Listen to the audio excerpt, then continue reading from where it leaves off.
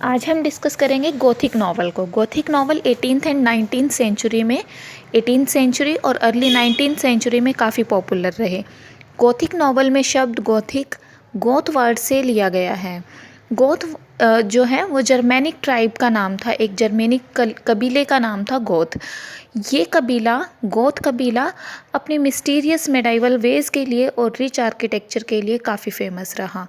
मतलब इनके जो तौर तरीके थे वो काफ़ी मिस्टीरियस होते थे और इनका आर्किटेक्चर, इनकी शिल्पकला काफ़ी अच्छी थी। स्टार्टिंग में गोथिक लिटरेचर एक टिपिकल लिटरेचर था, क्योंकि इसके अंदर स्ट्रेंज सुपर नेचुरल एटमॉस्फेयर को शो किया जाता था। लेकिन धीरे धीरे इसके अंदर काफ़ी सारे चेंजेस हो गए और बाद में ऐसे नॉवेल्स, ऐसे स्टोरीज़ जिनके अंदर हॉरर, थ्रिलर और डरावने सुपरनेचुरल वातावरण का प्रयोग किया जाता था, उन्हें गोथिक नॉवल के नाम से जाना जाने लगा।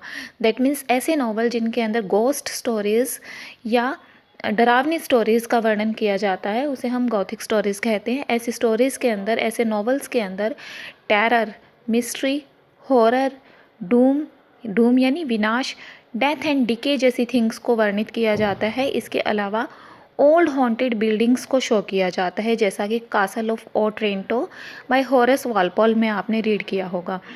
और ओल्ड हॉन्टेड बिल्डिंग्स के अलावा इसके अंदर हॉलिंग साउंड्स को भी रिप्रेजेंट किया जाता है, जैसे कि डॉग्स का रोना और आउल्स का बोलना। ये सारी चीज़ें क्या करती हैं, एक स्ट्रेंज सुपर नेचुरल एटमॉस्फेयर को क्रिएट करती हैं, जिससे कि एक डरावना एटमॉस्फेयर क्रिएट होता है और जो ऑडियंस है या रीडर्स हैं उनके मन में एक सस्पेंस क्रिएट होता है, एक थ्रिलर क्रिएट होता है।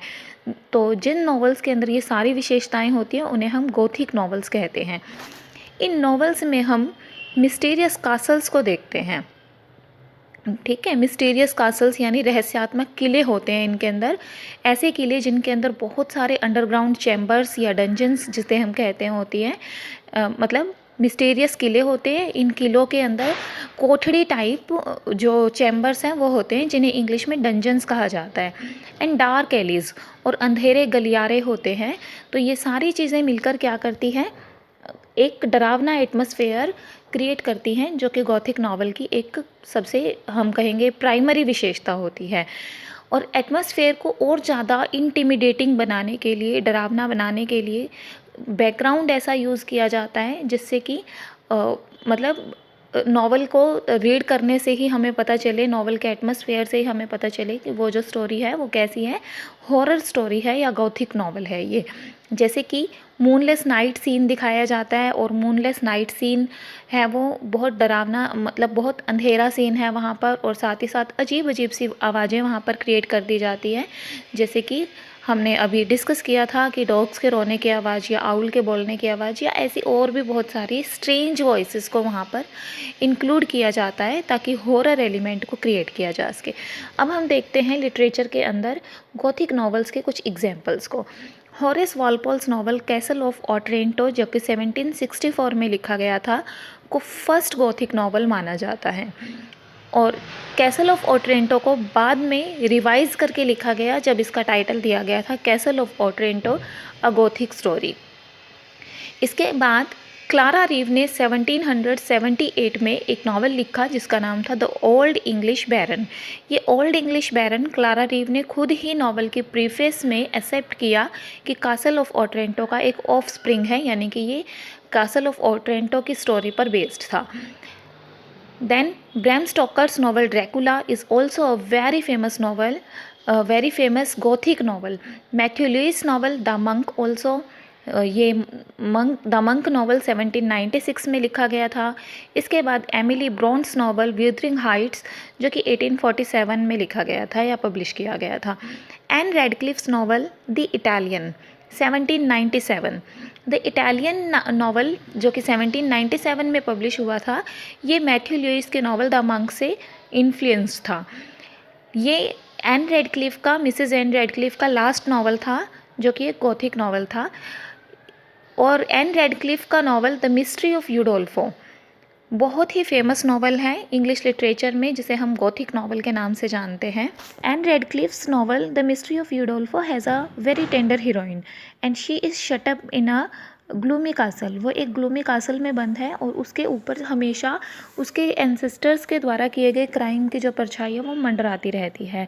अब जैसा कि वो एक कासल के अंदर बंद है, तो यहाँ पर हम बहुत सारे ऐसे सीन्स को रीड करते हैं जो काफ़ी हॉन्टिंग है। जैसे कि इस कासल में हॉन्टेड रूम्स को शो किया गया है और हॉन्टेड रूम्स के डोर्स भी सीक्रेट डोर्स हैं, बहुत सारे अलग अलग जगह से डोर्स को ढूंढा गया है। स्लाइडिंग पैनल्स को देखा जाता है और पुरानी जो तस्वीरें टंगी हुई है नॉवल में दिखाई गई हैं, उन तस्वीरों के पीछे से अजीब अजीब सी फिगर्स, अजीब अजीब सी परछाइयाँ निकल निकल कर आती हैं। तो ये सारी चीज़ें क्या करती है, एक हॉन्टेड सीन क्रिएट करती है। इसके अलावा यहाँ पर डार्क एलीज को शो किया गया है, अंधेरे गलियारों को शो किया गया है। इन्हीं अंधेरे गलियारों में से ये जो हीरोइन है, ये जब जाती है तो वहाँ पर एक टॉम को देखती है और वहाँ उसे एक चेस्ट यानी कि एक तिजोरी मिलती है। इस तिजोरी के अंदर उसे कुछ ब्लड स्टेन पेपर मिलते हैं। इन ब्लड स्टेन पेपर के अंदर वो ऐसे रिकॉर्ड्स को रीड करती है जो कि लॉन्ग बरीड रिकॉर्ड थे उन क्राइम्स के जो उनके एंसेस्टर के द्वारा किए गए थे। यानी कि ये जो खून से सने हुए पेपर थे, इनमें वो उन क्राइम्स के बारे में रीड करती है जिनकी परछाई हमेशा उसके चारों ओर मंडराती रहती है। जब वो इनको रीड करती है तो उसके हाथ में एक कैंडल है, उस हीरोइन के हाथ में, और वो जो कैंडल की रोशनी है वो फ्लिकर करती है, झिलमिला रही है और अजीब अजीब सी आवाज़ें वहाँ पर सुनने को मिलती हैं उस टाइम पर। ठीक है, तो ये सारी चीज़ें क्या हैं, हॉन्टेड, हम कहेंगे हॉन्टेड थिंग्स का एक एग्जाम्पल है ये। एक हॉरर एलिमेंट को, एक हॉरर सीन को क्रिएट करने के लिए काफ़ी सफिशिएंट है ये सारी चीज़ें। अब जब वो इसको रीड करती है तो उसकी वॉइस भी ट्रेम्बल करती है और उसके हैंड्स भी शीवर करते हैं। तो इस तरह से दिखाया जाता है कि जो हीरोइन है वो भी काफ़ी डरी हुई है और इस तरह से कहानी आगे चलती रहती है। तो ये था थोड़ा सा एक एग्जाम्पल मिस्ट्री ऑफ यूडोल्फो का। इसी तरह के एलिमेंट्स बाकी सारे गोथिक नॉवेल्स के अंदर भी देखे जा सकते हैं। एक अगर हम हॉरर पोएम की बात करें तो the rhyme of ancient mariner, जो कि सैमुअल टेलर कॉलरिज ने लिखी थी, जो एक रोमांटिक पोएट थे, एज ऑफ रोमांटिसिज्म से बिलोंग करते थे, का एग्जाम्पल बहुत ही अच्छा एग्जाम्पल माना जा सकता है। तो ये था छोटा सा एक डिस्क्रिप्शन गोथिक नॉवेल्स का और हॉरर स्टोरीज़ का लिटरेचर के अंदर।